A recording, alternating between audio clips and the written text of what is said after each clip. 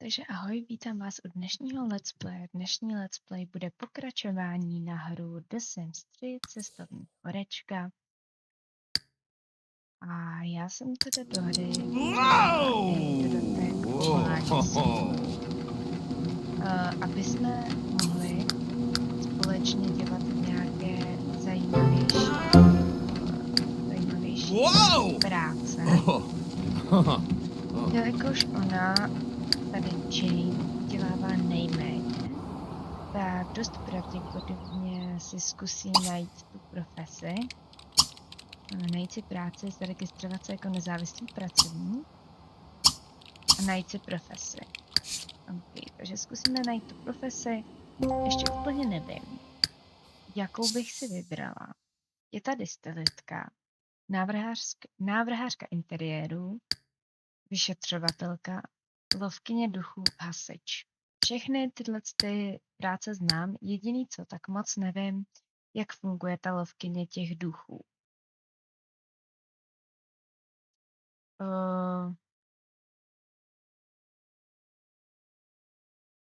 Takže úplně nevím, co teď vybrat, protože ta lovkyně duchů zase probíhá přes noc. Tak možná vezmeme tu vyšetřovatelku. Ano. Tak. Koukám.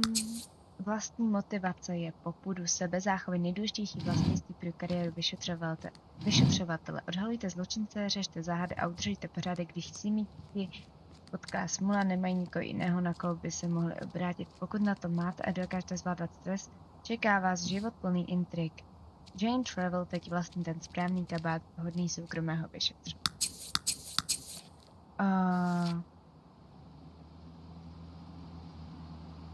Dobře, tady jak získáme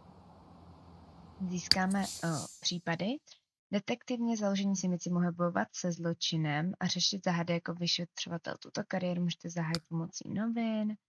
Případy získáme buď návštěvou místní policejní stanice, nebo když projdeme počítač a vyšetřovatele používají při vyšetřování speciální metody, jako je například hledání stop lupy, snímání otisků, podplacení podezřelých osob a pátrání v terénu. Tak, fajn. K vyšetřování našeho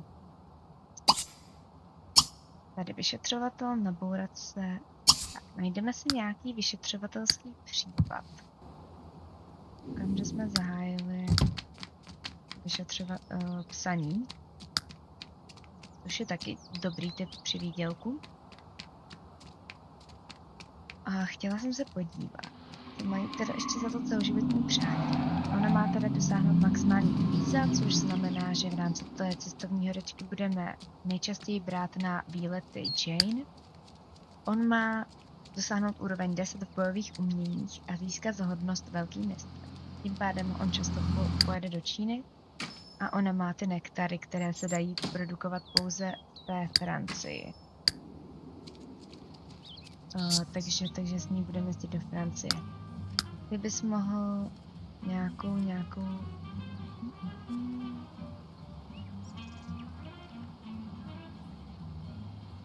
knížku na zlepšení dovedností.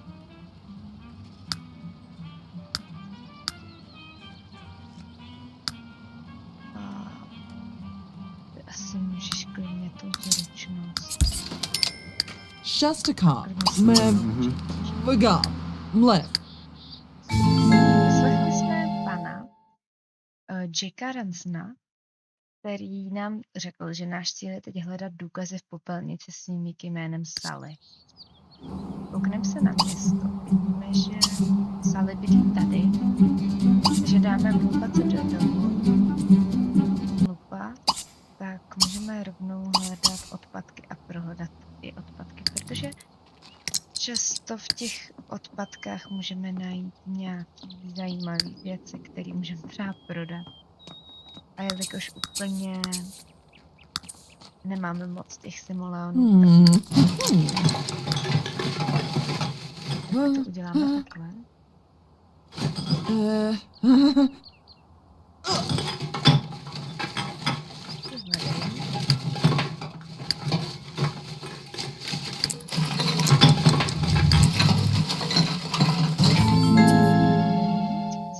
se na okopané boty, které Sally Hardy vyhodila. Tohle asi Sally Hardy, předpokládám. Susu. Rovnou ji Co konfrontujeme. fáš? Jdeme Megalo? najít ty boty. Mida?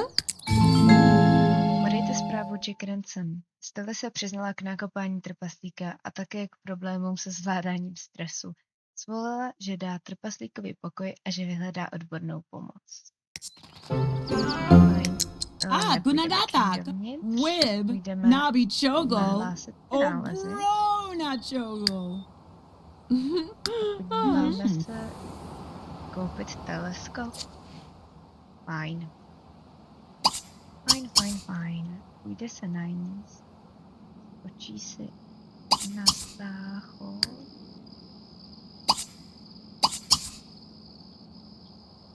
A oni jsou manželé. Ne, nejsou. Sestry. Takže můžou sestry spát ve stejné posteli. Minule jsem ještě relativně trošku upravila ten domeček.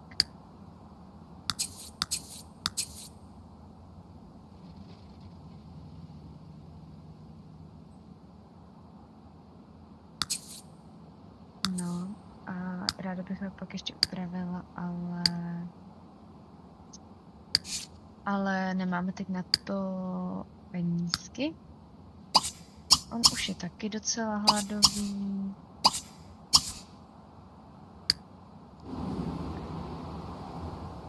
Ohlásíme nálezy. Koukám, že se tady... George, you're back. Clark. Můžeme vidět, jak má pěkný ten vyšetřovatelský obleček.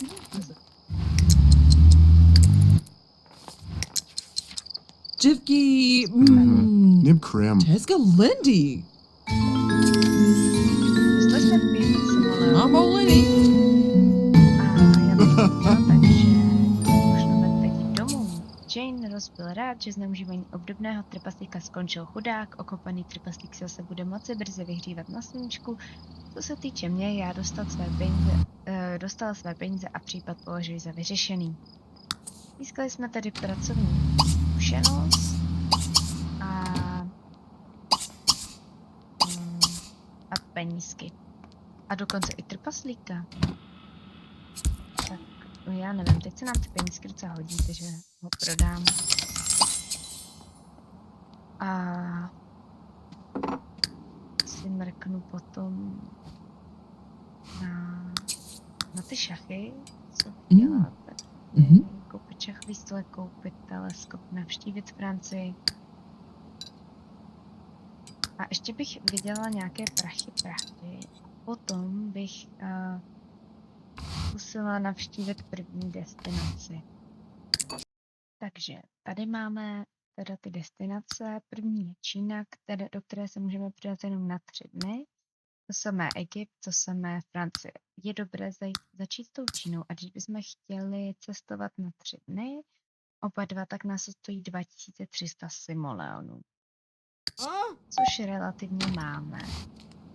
Ale abychom si tam mohli jako něco koupit a tak by bylo fajn ještě trošku něco vydělat. Takže počkáme, až třeba Jane vyřeší ještě jeden vyšetřovatelský případ.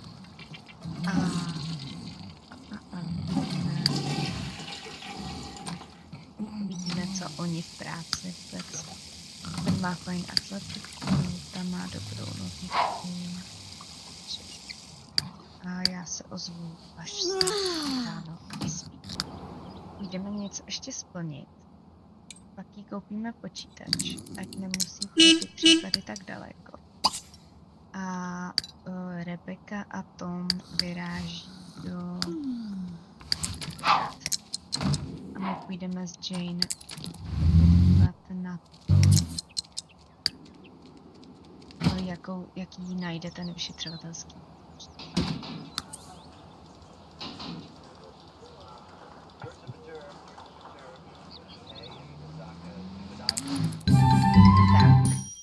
Právě mi volala Siminka jménem Andělka Hubertovi. Vypadá to, že jí každou noc někdo nebo něco potluče palce u nohou. Mé případy jsou vážně čím dál podivnější. Měla bych se Simíka Andělka Hubertovi promluvit o tom, kdo by něco takového mohl dělat. Zeptat se na potenciálního podezřelého. Fajn. Paní Andělka bydlí tady. Docela pěkný baráček. Hezký baráček. Zrovna paní Andělka to. Ježiš, tak tohle je bomba. Ta zahrádka. Nějaké pomeranče. Ohnivé ovoce. To se určitě sklidí. Prodiskutovat obvinění se Simíkem jménem Andělka už má dlouho podezření na jednoho souseda, na sousedku. Každou noc popadl amok a vyrážel rozbít cizí palce, ale kdo ví. Tak zkusíme si tady sklidit to ovoce, protože to je docela vzácný typ. To si tak pamatuju. A koukám, že jinak jako nic speciálního není. Takže může mít potom konfrontovat tu paní. Tady to už nemusíš. Chceme cestovat do zahraničí. Naučit se bojové umění. Koupit sušičku. Hrát šachy. OK, tak ti splníme, můžeš si tady cvičit pak ty šachy. Koukneme se tady, jak budeme konfrontovat paní Dimitri Lengie. Ježiš, tam má taky zajímavý barák. Je vidět i hodně dovnitř. Pěkný baráček takový. Ale možná tam tak měl proč jde domů. Ukaž. Duršganidu. No, Víz. dáváte ty palce, Glev. nebo... Sousedka se řechtala jako hyena, která si u zubaře šlukla pořádné dávky rajského plynu. Zdá se, že jediným podezřelým je zde ve skutečnosti Andělka, která každou noc je naměsíčná a chodí na zahradu nakupávat trpaslíka. Zeptejte se na náměsíčnost v místní nemocnici. Fajn. Jdeme do nemocnice. No. Podejte zprávu Andělka Hubertovi.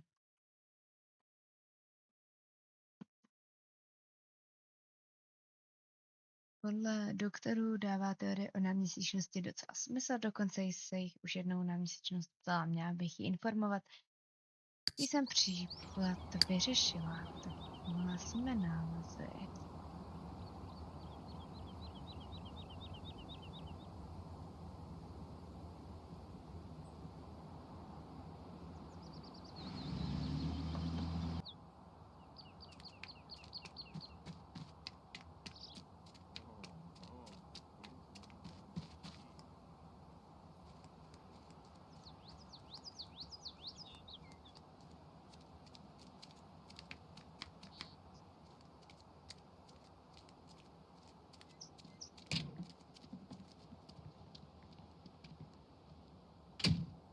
Blizhik Zords. Suk de Blasnika. Paní Andělka. Andělka Hubertovi nebyla Macha vůbec Verdi. překvapená.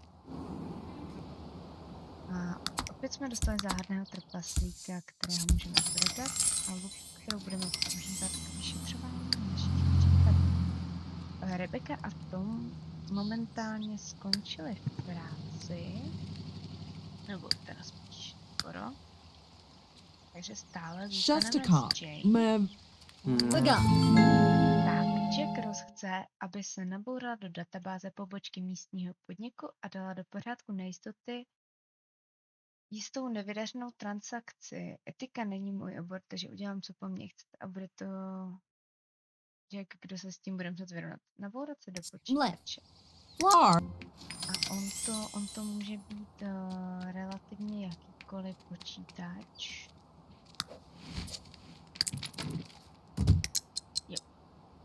jsme tady a potřebujeme se do toho nabourat, takže paní byste si mohla jít číst jinam. Nebo tady do tohohle se nabouráme. Kouknu se, jestli tady není i nějaká... Ne. Toto. Aby jsme se naučili dovednost logiky. Jane se nabourá do počítače. Pak se tady rovnou může odskočit.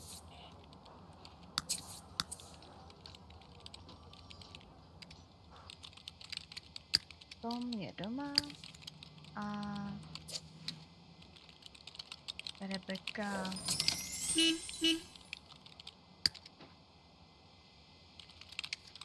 bude taky domů.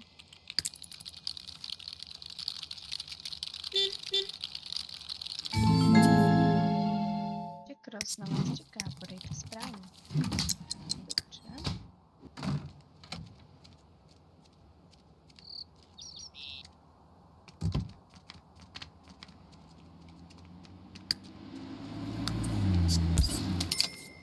Aby tato s Rebečkou mohla zahradničit, protože ona pak bude pěstovat tu vinnou révu, čímž vlastně získá potom to víno na ty prostě do té Francie, aby tam mohla vytvářet tu vinotéku, zároveň musíme vytvořit sklep v tom domě, aby ty vína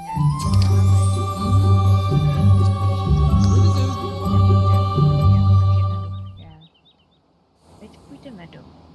Na počest úspěšně vyřešených případů by vás starosta města rád odměnil, zastavte se na radnici. Tak, pak si dá tady rychlé jídlo, můžeme zrušit do nášho nový. Zirk?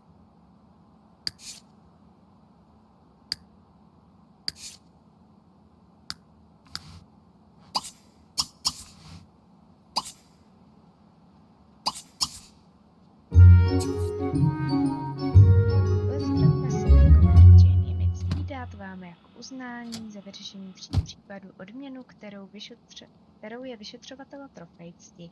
Máte potenciál, aby se z vás stala skvělá vyšetřovatelka a obyvatelé města od vás očekávají veliké věci. Pokračujte dál, dobrá práce.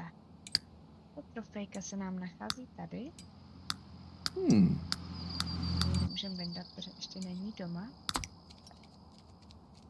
A já bych ji asi umístila zatím takto sem, do jejich bytečku. A já bych koupila možná nějaký věci na úpravu toho domu. Tak už máme dost peněz. A v další části bych vyrazila určitě už na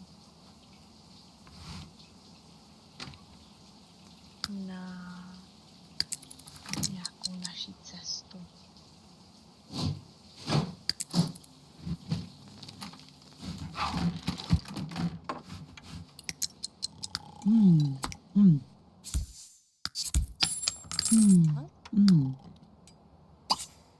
Mazej teda taky spát.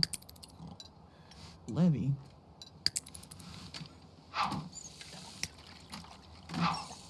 Sníci jsou uložení. Tím pádem bych tento díl pro dnešek ukončila.